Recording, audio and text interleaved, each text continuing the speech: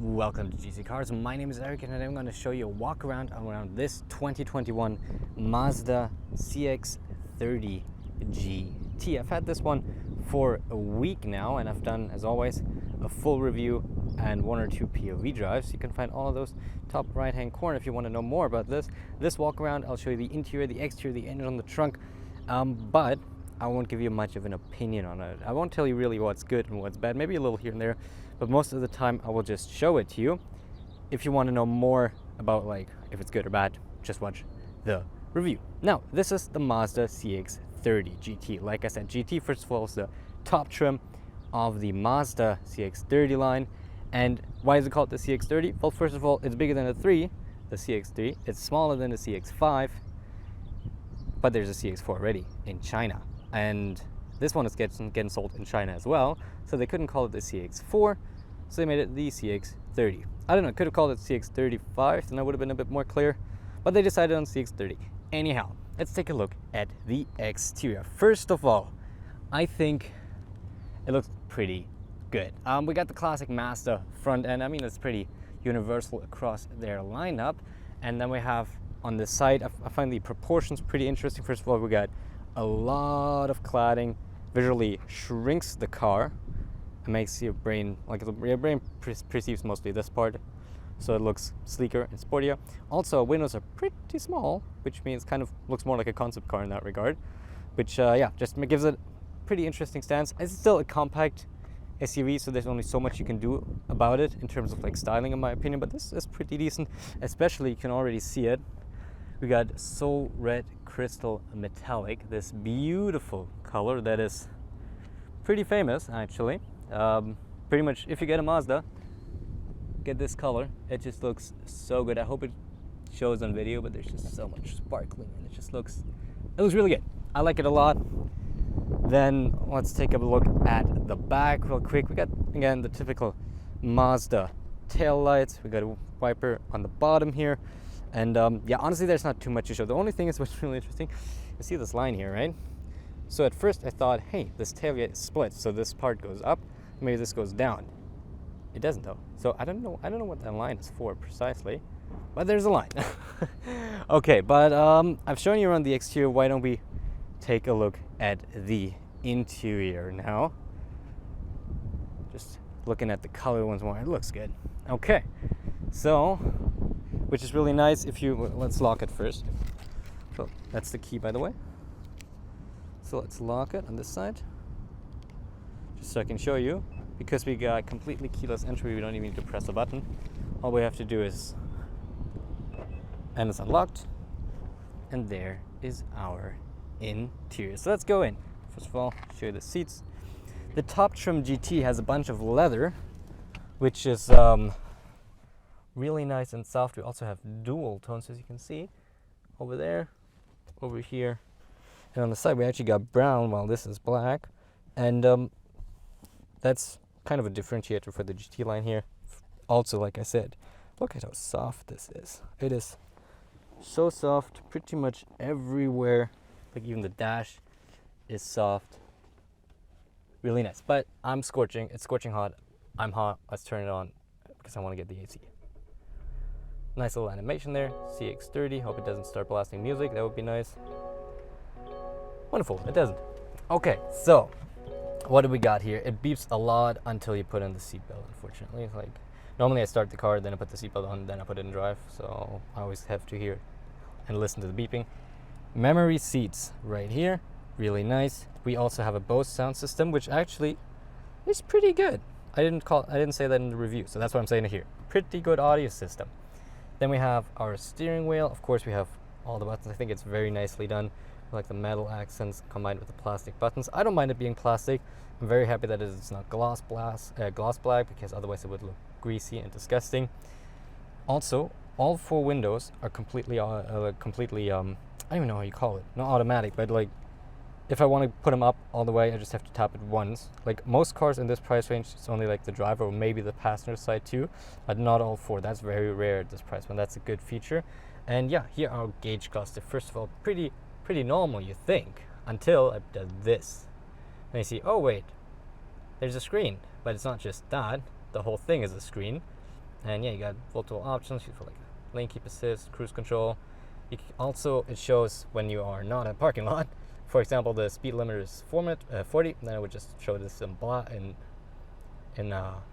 orange, blank there. So in orange, so you would see where the speed limit is, which is really nice. But yeah, you get a bunch of info, and you can just, with this button, you can just switch around. Unfortunately, in this unit, I had some issue with the front radar, which malfunctioned like 7 out of 10 times, roughly. So I didn't get to use cruise control that much, but the little I did use it, it worked pretty well. Of course, here you can set up the distance. Also, this is, you don't press this.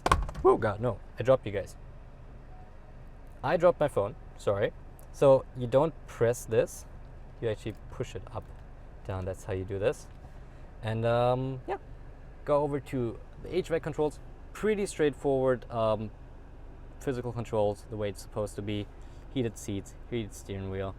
Of course, we get an auto button, but we don't want to use that because that's too loud for now. We're going to go to the center stack here in a second. I just want to quickly show you our sunroof, which we have, which is nice. You can push it up or open it fully.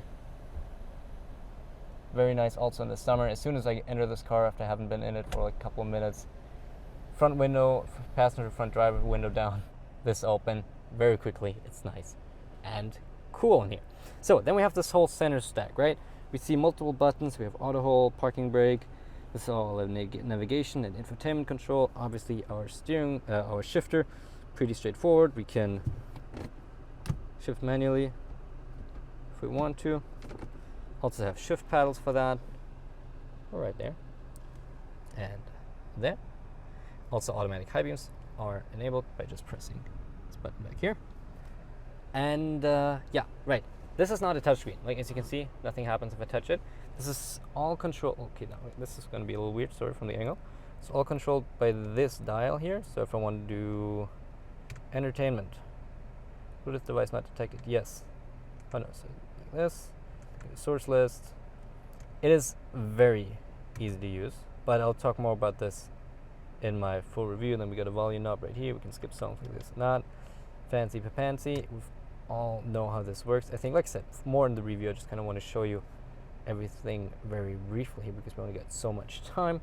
But if we go back, yeah, like I said, we have navigation, all the good stuff. Very easy to use. Of course, we have a glove box as well. It's like kind of split, so we got one compartment up there. We got one compartment down there. Not the biggest, but it's definitely useful enough. Also, of course, on both sides we have cubbies. First of all, we have just a grip. You can't put anything here, but down here we have water bottle room, and then we can put something else here if we would like to. No wireless phone charger, but this is kind of big enough to put a phone. I just wanted to put my phone there, and then I realized I'm holding it right now. We have cup holders in here, obviously nice and hidden if you don't need them, with a nice little pattern, so it's not just black, but you see the little pattern on it, right? I think you're supposed to see, you think you don't see it. So then we have the center console, which slides forward and back. Excuse the mess in there, but this kind of houses my essentials. So there's like mask, wallet, and my dash cam, which obviously is not on there right now. But it's decently sized. It's okay. And the good thing is our cigarette lighter is right here. And if I have my dash cam on here, there always, even if I slide it all the way forward, is a little gap here, so I can just run my cable through it without having it open. But that's it for the front. Let's just go back into the second row, to the rear seats. So close this, open this, beeping at me because the engine is on, but I want my AC. And no seat pocket on the driver's side, but we got a seat pocket on the passenger side. Obviously more cubbies here, not too big, but it should suffice. We got a speaker here for our Bose audio system, and big enough and soft again, nice and soft padding for our arm. We have obviously the view, the sunroof, cup holders if you want to have them, just like in almost any car right here. 2 of them, also very soft. This whole center thing, sorry, I don't really know how you call that. The seat cutout, I guess. And that's the view in front, including an ugly box truck. That does not come with the car though. But for the second row, let's go into the trunk. And now, Like, it's a very busy day for me. I got a lot of filming to do, so excuse once again all the stuff in there. We just press down here and the trunk opens by itself, and that's the trunk. It's not the biggest trunk, but you'll make do, and you can always put the seats down, which we shall do in a second. The nice thing here in this GT is we have these floor mats, which are obviously really good if you have anything dirty or wet in your car. Even says CX-30 on there. That's really cool. No grocery bag hangers though, but if we go around and put the seats down, there we go. See, got a bunch of room for whatever you may need to store. Let's put it back up. Of course, 60/40 split. Close the door. And yeah, that's a trunk. Honestly, there's not much more to say. It's a trunk. You can lock and close, or you can just close. Engine is on, so we just got to close it. And then, as the last thing, we want to take a look at the Skyactiv-G engine. So just go down here, open up our engine compartment, our hood. There we go. Let's see how easy it is to open with one hand. That's always a struggle in these videos. Hope it's not too hard. That's okay. Luckily, it's not a black car. Here it comes. Which direction? Oh, it's left. My bad. Pretty heavy. It's not automatically going up, and I would need to put the stick there, which I obviously can right now. That's actually pretty hot. That's the engine, 2.5 liter naturally aspirated inline 4, 186 pound-feet of torque, 106 horsepower. Sufficient, honestly sufficient, even if it's not the strongest. Also, the hood is so heavy. The hood is so heavy. I'm barely able to hold it up with one hand for like a prolonged amount of time. But that is a quick walk around and show of the interior, exterior, trunk, and engine of the Mazda CX-30 GT. Like I said, if you want to know more about this car and want me to tell you how it is to drive, how it is to like spend a week with it, and just general more time, so just looking at it like you would at a dealership right here, click in the top right hand corner, or just at the end of the video, maybe even right now on the left hand side, you'll have the link to the review. And other than that, I do these videos pretty much on a weekly basis. I review cars for almost a living. It's not my main job, but it's one of my jobs. So yeah, you can see all sorts of cars, trucks, SUVs, sports cars, whatever you like. We got it all pretty much every week. Thank you so much for watching.